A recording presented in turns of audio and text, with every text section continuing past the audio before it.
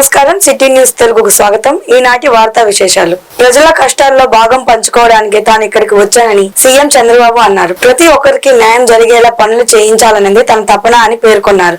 పల్నాడు జిల్లా యలమందలో చంద్రబాబు పర్యటించారు. లబ్ధిదారులకు పింఛనీలు పంపిణీ చేశారు. లబ్ధిదారులకు ఇల్లు స్వయంగా సీఎం వెళ్లి వారి కష్టాలను తెలుసుకున్నారు. అనంతరం ఏర్పాటు చేసిన గ్రామ సభలో చంద్రబాబు ప్రసంగించారు.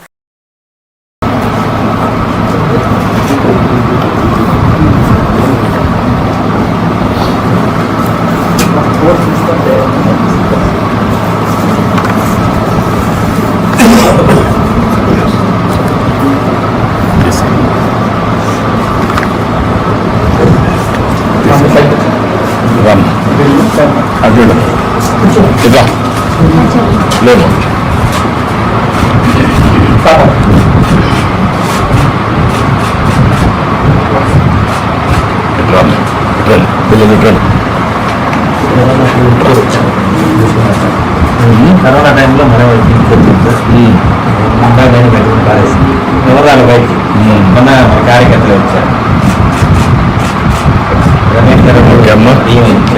వెరీ గుడ్ అమ్మా. ఓకే అమ్మా.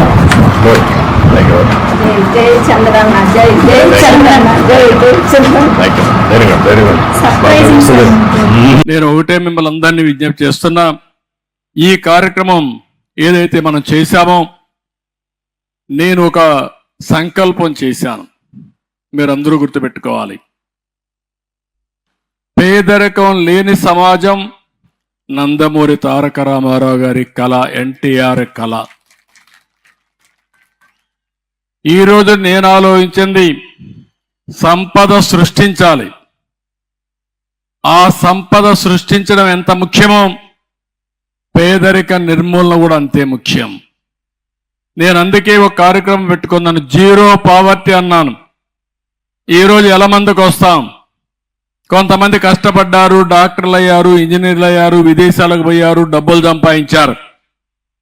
కొంతమంది ఇలాంటి అభాగ్యులు ఉన్నారు, ఇప్పటికి కూడా పేదరికంలో ఉన్నారు, ఇల్లు లేకుండా ఉన్నారు, పూట గడవని పరిస్థితుంది, కష్టాల్లో ఉన్నారు. అందుకే అలాంటి వారికి మనందరం అండగా ఉండడం మన బాధ్యత. నేను అందుకనే మీరు చూస్తే ఈరోజు ఏదైతే పెన్షన్లు ఉన్నాయో ఇవి 64 లక్షల మందికి పెన్షన్లు ఇచ్చే ఏకైక రాష్ట్రం భారతదేశంలో ఆంధ్రప్రదేశ్ రాష్ట్రం. ఎన్టీ రామారావు గారు ప్రారంభించిన స్కీమ్ ఇది. ఆ రోజుల్లో 35 రూపాయలు. 96లో నేను ముఖ్యమంత్రి అయినాక అది 70 రూపాయలు చేశాను. మళ్ళీ అది 200 రూపాయలు అయ్యింది. 200 రూపాయలు 2014 నుంచి 1000 రూపాయలు చేశాను, 2000 రూపాయలు చేశాను. అంటే 200 నుంచి 2000 రూపాయలు చేశానంటే 10 రెట్లు పెంచిన ఏకైక ప్రభుత్వం తెలుగుదేశం. రేషన్ బియ్యం మాయం వ్యవహారంలో వైఎస్ఆర్సీపీ నేత మాజీ మంత్రి పేర్ని నానిపై కేసు నమోదైంది. ఆయన్ను A6 గా చేరుస్తూ మచిలీపట్నం తాలూకా PS లో పోలీసులు కేసు నమోదు చేశారు. పేర్ని నాని ఆదేశాల మేరకే లావాదేవీలు జరిగినట్లు ఆరోపణలు ఉన్నాయి. కేసు నమోదైన నేపథ్యంలో ఆయన పరారీలో ఉన్నారు.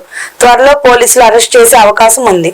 నమ్మకానికి మోసానికి మధ్య ప్రజలు వ్యత్యాసం చూస్తున్నారని వైఎస్ఆర్సీపీ నేత మాజీ మంత్రి గుడివాడ అమర్నాథ్ అన్నారు. సూపర్ 6 అంటూ మోసం చేసి అధికారంలోకి వచ్చారని మండిపడ్డారు. మంగళవారం ఆయన మీడియా సమావేశంలో మాట్లాడుతూ నిరుద్యోగ యువతను చంద్రబాబు మోసం చేశారని నిలదీశారు. రైతులకు ఇస్తానన్న పెట్టుబడి సాయం 20,000 ఏమైంది? పిల్లలకు ఇవ్వాల్సిన ఫీజు రీఎంబర్స్మెంట్ బకాయిలు పెట్టారు. ఉచిత బస్సు ప్రయాణం అన్నారు, ఎప్పుడు అమలు చేస్తారో చెప్పాలి. ఈ ప్రభుత్వానికి 6 నెలల సమయం ఇస్తామని మొదట్లోనే చెప్పాం. ప్రభుత్వంపై ఒత్తిడి తీసుకువస్తాం. అన్ని జిల్లాల్లో పోరుబాటు ఉధృతం చేస్తాం. వైఎస్ జగన్ ఆదేశాల మేరకు ప్రజల తరపు ప్రభుత్వాన్ని ఎండగడతామని అమర్నాథ్ తెలిపారు. ఈ సంవత్సరంలో ప్రజలు నమ్మకానికి మోసానికి మధ్య వ్యత్యాసం కూడా చూశారు. ఇచ్చినటువంటి మాట నిలబెట్టుకుంటే ఏ రకంగా ప్రభుత్వాలు నడుస్తాయి,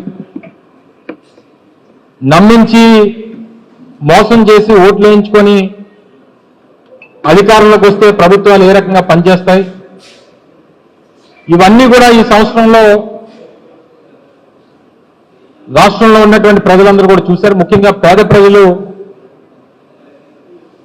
మరింతగా ఈ పరిస్థితులన్నింటినీ కూడా మేము అధికారంలోకి వచ్చిన తర్వాత సచివాలయ వ్యవస్థను కానీ, తద్వారా 1,30,000 మందికి ఉద్యోగ అవకాశాలు కానీ, లేదా గ్రామాల్లో పట్టణాల్లో ప్రజలకి ప్రభుత్వాన్ని చేరువ చేసేటువంటి దానికి వాలంటీర్ వ్యవస్థ ద్వారా వాలంటీర్ వ్యవస్థ ఏ రకంగా పనిచేసిందో, తద్వారా 2.5 లక్షల మంది ఉద్యోగ అవకాశాలు కల్పించేటువంటి కార్యక్రమాన్ని చేశాం.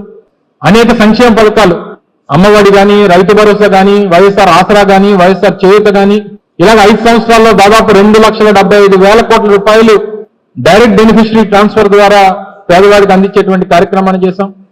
ప్రభుత్వ పాఠశాలని నాడు నేడు ద్వారా దాదాపు 10,000 కోట్ల రూపాయలు ఖర్చు పెట్టి ప్రైవేట్ స్కూల్స్ తో ధీటుగా పోటీ పడేటువంటి విధంగా ప్రభుత్వ పాఠశాలను బాగు చేశాం. 17 కొత్త మెడికల్ కాలేజీలు నిర్మాణం చేపట్టాం. రామాయపట్నం పోర్టు కానీ, బందర్ పోర్టు కానీ, లేదా శ్రీకాకుళంలో మూలపేట పోర్టు నిర్మాణాలు దాదాపుగా పూర్తి చేసేటువంటి కార్యక్రమాలు చేశాం. మన ఉత్తరాంధ్ర ప్రాంతానికి సంబంధించి భోగాపురం ఇంటర్నేషనల్ ఎయిర్పోర్ట్ ఈరోజు ఏ స్థాయిలో పనులు జరుగుతూ ఉన్నాయో మీరు చూస్తూ ఉన్నారు. దానికి నాంది పలికాం. దేశవ్యాప్తంగా 11 ఇండస్ట్రియల్ కారిడార్లు ఏర్పాటు చేస్తే 3 ఇండస్ట్రియల్ కారిడార్లు కేవలం ఆంధ్ర రాష్ట్రానికి తీసుకొచ్చినటువంటి ఘనత సాధించాం. ఈజ్ ఆఫ్ డూయింగ్ బిజినెస్ లో నెంబర్ 1 స్థానాన్ని మేము అధికారంలో ఉన్నంత కాలం కొనసాగించేటువంటి కార్యక్రమాన్ని చేశాం.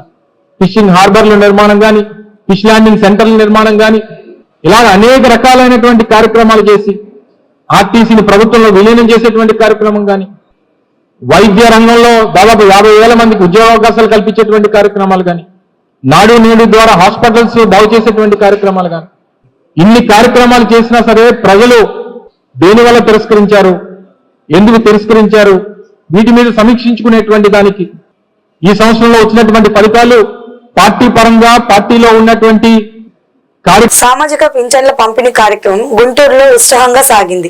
ఆ మేరకు పశ్చిమ నియోజకవర్గ పరిధిలోని నల్ల చెరువుల ఎమ్మెల్యే గల్లా మాధవి పాల్గొని లబ్ధిదారులకు పింఛన్లను పంపిణీ చేశారు. స్థానికంగా ప్రజలు ఎదుర్కొంటున్న సమస్యలను అడిగి తెలుసుకున్నారు. కూటమి ప్రభుత్వం అధికారంలోకి వచ్చాక పెన్షన్ లబ్ధిదారులు ఆనందంగా ఉన్నారని ఈ సందర్భంగా ఎమ్మెల్యే తెలిపారు. గత ప్రభుత్వంలో కొందరికి అర్హత ఉన్నప్పటికీ పింఛన్లు అందలేదని చెప్పారు.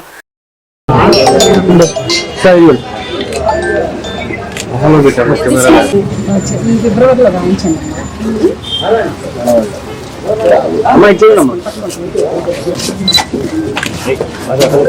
ఎలా ఉన్నారు?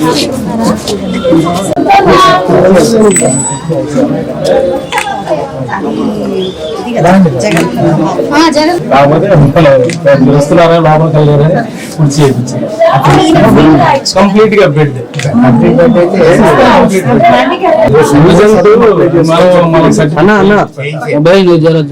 చేస్తే 10,000 వస్తుంది.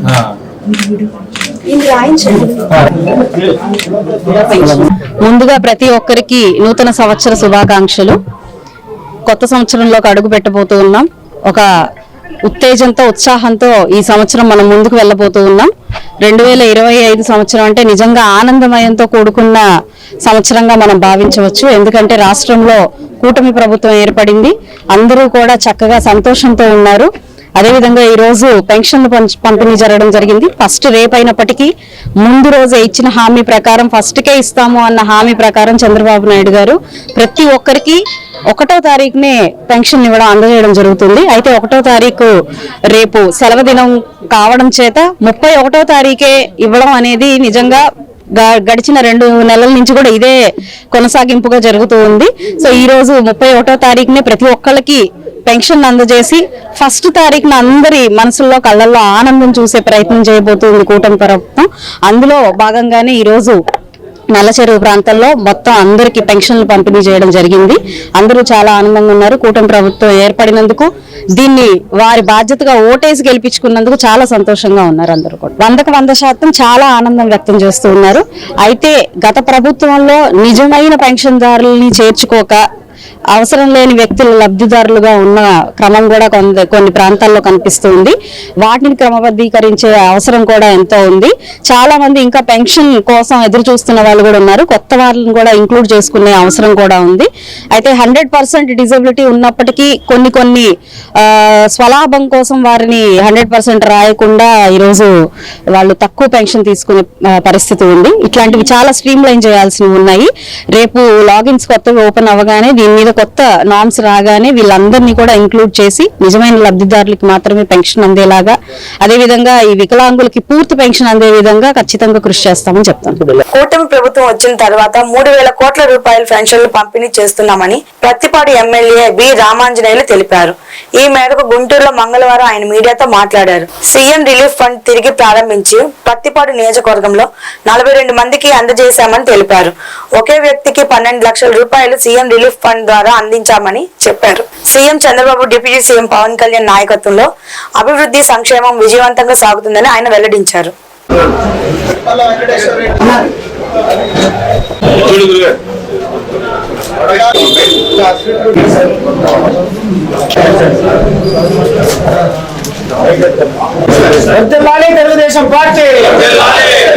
ఇప్పుడే మన రాష్ట్రంలో దాదాపుగా 64 లక్షల మందికి పెన్షన్ల పంపిణీ కార్యక్రమం 90% కంప్లీట్ అయింది.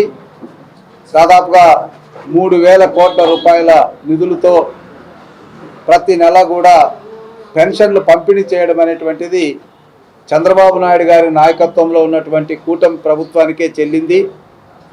ప్రజలందరూ కూడా హర్షిస్తున్నారు. అదేవిధంగా ఆపదలో ఉన్నటువంటి క్యాడర్ను ఆదుకోవాలని గతంలో నిలిచిపోయినటువంటి సీఎం రిలీఫ్ ఫండ్ని తిరిగి ప్రారంభించి ఒక్క పత్తిపాడు నియోజకవర్గంలోనే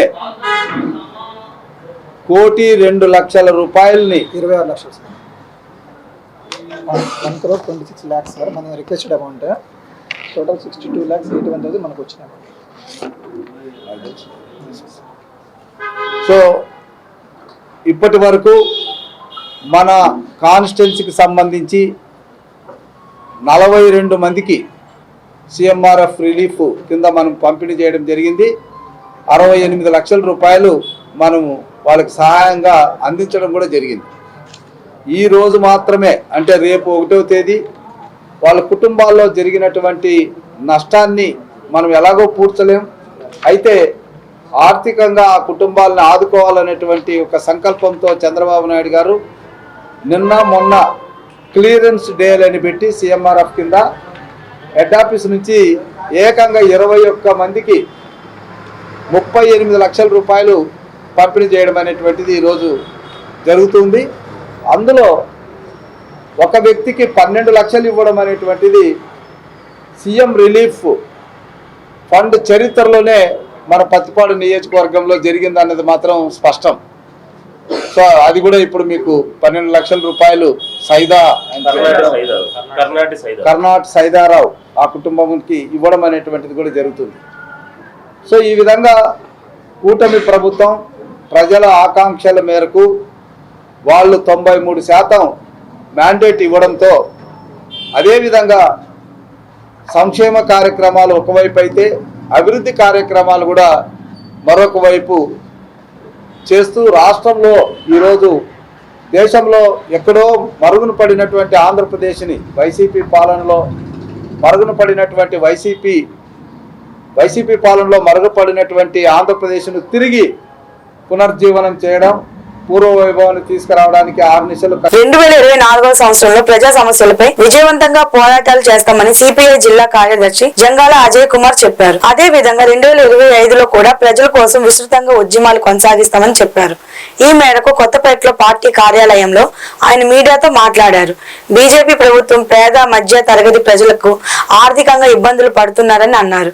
అయితే కేంద్ర ప్రభుత్వం చేస్తున్న తప్పులను ప్రశ్నించడంలో CM Chandrababu, deputy CM Pawan Kalyan విఫలమయ్యారని విమర్శించారు.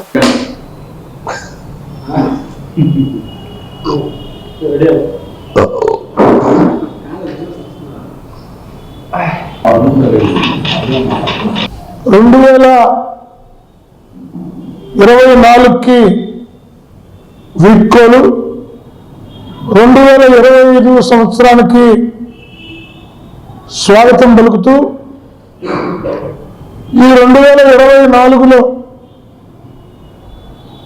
అనేక ప్రజా సమస్యల మీద, సామాజిక, ఆర్థిక, పారిశ్రామిక రంగాల్లో ప్రభుత్వాలు అవలంబిస్తున్నటువంటి అనేక ప్రజా వ్యతిరేక విధానాలకు నిరసనగా సిపిఐ నేతృత్వంలో పెద్ద ఎత్తున పోరాట కార్యక్రమాలని నిర్వహించడం అనేది జరిగింది. అలాగే రాబోయే ఈ 2025 సంవత్సరం మొత్తం ప్రజా పోరాటాల సంవత్సరంగా సిపిఐగా ప్రకటిస్తా ఉన్నాం. ముఖ్యంగా దేశానికి అత్యంత ప్రమాదకరమైనటువంటి పరిస్థితులు ఏర్పడుతున్నాయనటానికి అనేక సంకేతాలు 2024లోనే చూడటం అనేది జరిగింది. దేశంలో అధికారంలో ఉన్నటువంటి నరేంద్ర మోడీ ప్రభుత్వం దేశంలో ఉన్నటువంటి పేద వర్గాలు ఆకలితోటి అలమటించేటటువంటి దశ చూసాం. అలాగే కార్మికులు వాళ్ళ యొక్క పనులు కోల్పోయి ఫ్యాక్టరీలు మూతబడి దాదాపు 100 సంవత్సరాలుగా సిపిఐ నగర సమితికి సహకరించిన మీడియా మిత్రులను కూడా ధన్యవాదాలు తెలియజేస్తా ఉన్నాం. రాబోయే కాలంలో కూడా మరి పోరాటాలకు మద్దతు చెప్పాలని మీడియా మిత్రులు కోరుతూ, ఏదైతే 2024లో మరి అనేక ఉద్యమాలని సిపిఐ ప్రజల పక్షాన చేయడం జరిగింది. ఏదైతే మరి ఎన్నికల ముందు ఓ పక్క మోడీని సాగనంపాలని, మరి రాష్ట్ర ప్రభుత్వం మరి జగన్మోహన్ రెడ్డి గారిని మార్చాలని కూడా సిపిఐ ఆ రోజున మరి పోరాటం అనేక విధాలుగా ఆ రోజున 9 సార్లు విద్యుత్ ఛార్జీలు పెంచిన జగన్మోహన్ రెడ్డి గారికి, అట్లాగే మతోన్మాదంతో ముందుకెళ్తున్న మరి మోడీ గారికి వ్యతిరేకంగా మరి పోరాటం నిర్వహించాం. అనంతరం పరిస్థితులు మరి కూటమికి అనుకూలించడం, కూటమి అధికారంలోకి వచ్చి 6 నెలలైనా కూడా ఇప్పటికీ వారు ఇచ్చిన హామీలు కూడా నెరవేర్చని పరిస్థితుల్లో మరి సిపిఐగా మా ఉద్యమాన్ని మేము కొనసాగిస్తా ఉన్నాం. ఇప్పటికే మరి ఆ రోజున జగన్మోహన్ రెడ్డి గారు సెంటు స్థలం ఇచ్చి 1,80,000లో మరి 32 లక్షల మందికి ఇళ్ల స్థలాలు ఇచ్చారని చెప్పినా మరి పూర్తి స్థాయిలో ఇవ్వని పరిస్థితిలో మరి గుంటూరులో ఛాంబర్ ఆఫ్ కామర్స్ ఎన్నికలు ప్రశాంతంగా పూర్తయ్యాయని నూతన అధ్యక్షులు ఏల్చూరు వెంకటేశ్వర్లు, మాజీ అధ్యక్షులు ఆతుకూరి ఆంజనేయులు చెప్పారు. ఈ మేరకు ఛాంబర్ లో మంగళవారం వారు మీడియాతో మాట్లాడారు. తమ గెలుపుకి సహకరించిన వ్యాపారులకు ధన్యవాదాలు తెలిపారు. వ్యాపారులకు ఎలాంటి ఇబ్బందులు ఎదురైనా వెంటనే ప్రభుత్వం దృష్టికి తీసుకువెళ్లి పరిష్కారానికి కృషి చేస్తామని తెలిపారు.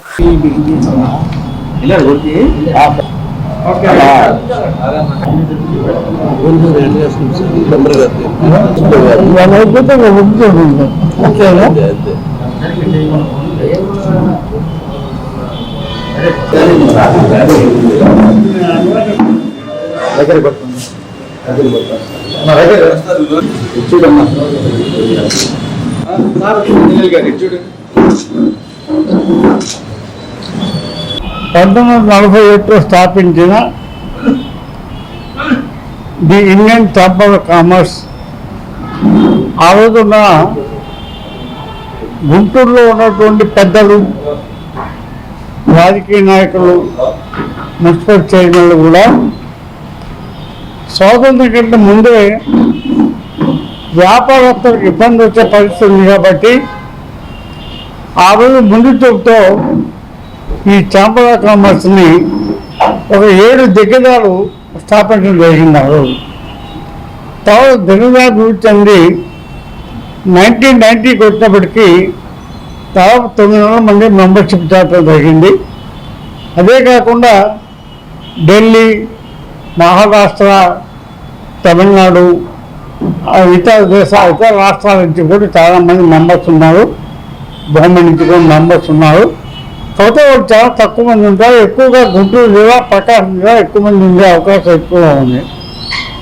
అదే ఛాంబర్ ఆఫ్ కామర్స్ ఉద్దేశం ఏంటంటే ఫస్ట్ ఆఫ్ ఆల్ వ్యాపారస్తుల పైన ప్రభుత్వాలు కానీ బయట వాళ్ళు కానీ అధికారులు కానీ పత్రం చెలాయించి ఇబ్బంది పెట్టే పరిస్థితి ఉంటే ఛాంబర్ ఆఫ్ కామర్స్ ఉన్నటువంటి అధినేత కానీ దానికి సంబంధించినటువంటి కమిటీ కానీ పోరాడి దాన్ని తీసేయించి వ్యాపారస్తుల యొక్క లాభం కోసం ప్రయత్నం చేసేది వాళ్ళ ఛాంబర్ ఆఫ్ కామర్స్.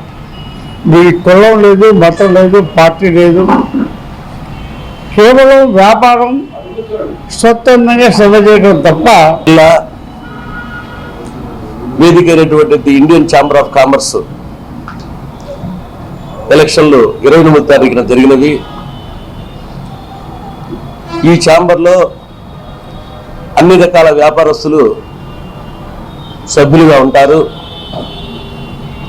అయితే ఈ వేదిక సభ్యుల సమస్యలకు రాజకీయాల్లో ఉన్నటువంటి జీవోల ద్వారా రకరకాల అప్డేట్స్ అవుతూ ఉంటాయి.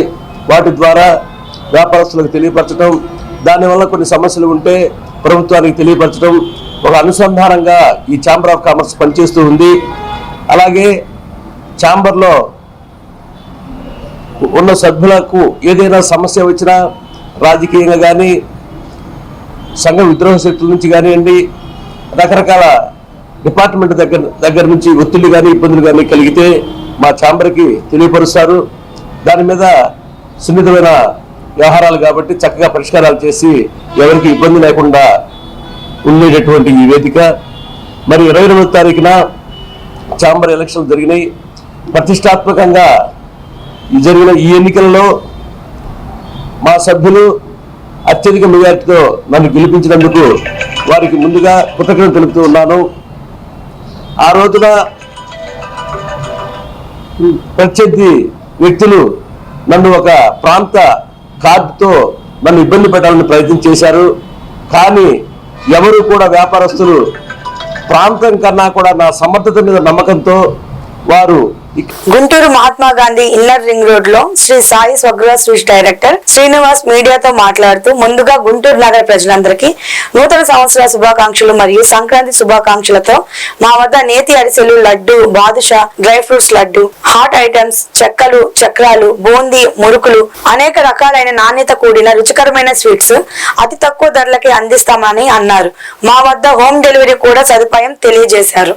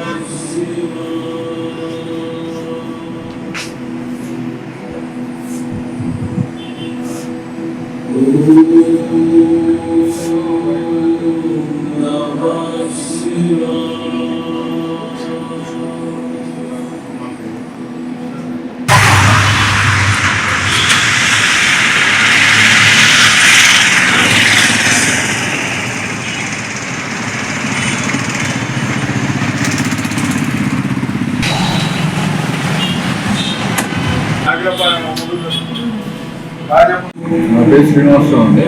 Shri Sai Swagruha sweets inner ring road phase 1 Guntur. ముందుగా అందరికీ wish happy new year and happy Sankranti and happy Christmas అంటే అంత అయిపోయింది.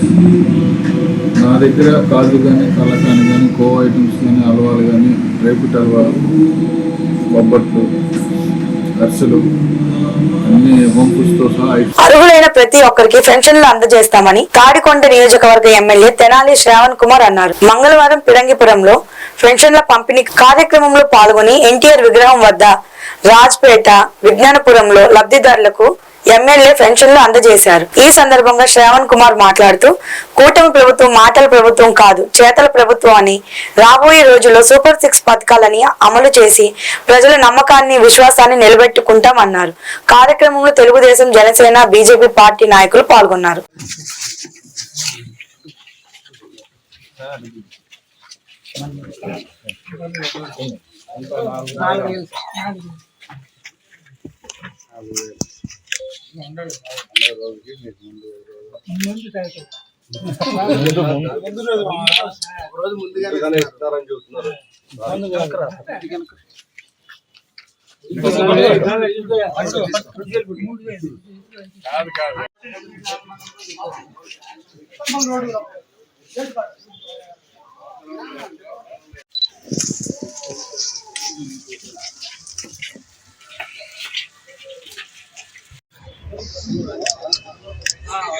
ఎందుకు 31 ఎందుకు ఇస్తున్నారు?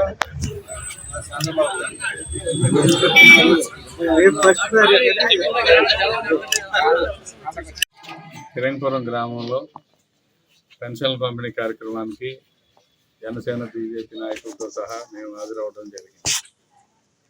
9,225 పెన్షన్స్ ఇస్తా ఉన్నారు ఈ మండలంలో. ఇప్పటికే 8,424 పెన్షన్లు పంపిణీ చేయడం 12 గంటలకే జరిగింది. అంటే దాదాపు 95% పంపిణీ చేయడం జరిగింది. ఇంటింటికి వెళ్ళి పెన్షన్లు ఇస్తా ఉంటే వారి ముఖంలో ఆనందంతో పాటు కొన్ని సమస్యలు కూడా మన దృష్టికి తీసుకొస్తాం. రాష్ట్ర వ్యాప్తంగా 65 లక్షల పెన్షన్లు ఇస్తా ఉన్నారు. నేను మేడికొండూరు కూడా వెళ్ళొచ్చాను. ఇప్పుడు అదేవిధంగా పెరంగపురం మండలం, పెరంగపురం గ్రామాన్ని కూడా పరిశీలించడం జరిగింది. పెన్షన్ పంపిణీ చేయడం చాలా హృదయ విదారకంగా చాలా మంది పరిస్థితి ఉంది. ప్రభుత్వం తదనుగుణంగా పెన్షన్లు పెంచింది. వితంతువులకి ఓల్డ్ ఏజ్ పెన్షన్, వృద్ధులకి వితంతువులకి 4,000 రూపాయలు, అలాగే వికలాంగులకి 6,000, 15,000 కూడా. పూర్తిగా మంచం మీద పరిమితమైన వాళ్ళు 15,000 రూపాయలు కూడా ఇవ్వడం జరుగుతుంది. ఇలా పెన్షన్ పట్ల ప్రత్యేకంగా శ్రద్ధ కనబరుస్తూ ముఖ్యమంత్రి గారు ఈ రోజున పాత గుంటూరు జిల్లా, పల్నాడు జిల్లాలో ఈ రోజున పంపిణీకి హాజరవుతారు. ప్రతి నెల ఆయన ఏదో ఒక జిల్లాకి వెళ్ళి పెన్షన్లు పంపిణీ చేస్తారు. ఈ కూటమి ప్రభుత్వం అధికారానికి వచ్చిన తర్వాత ప్రజా సమస్యల కోసం మాట్లాడుతూ ఉన్నారు. గత ప్రభుత్వం చేసిన తప్పిదాలను సరి చేసుకుంటూ మరి కొత్తగా ఏమేం చేయాలి అనే అంశాల మీద కూడా దృష్టి సారించారు. ఇచ్చిన హామీల్లో 3 సిలిండర్లు ఉచితం పథకం ఉంది. అది దీపావళి పండుగకి నెరవేర్చడం జరిగింది. పెన్షన్ మొట్టమొదటి నుంచి ఇవ్వడం జరుగుతాం. మొదటి నెల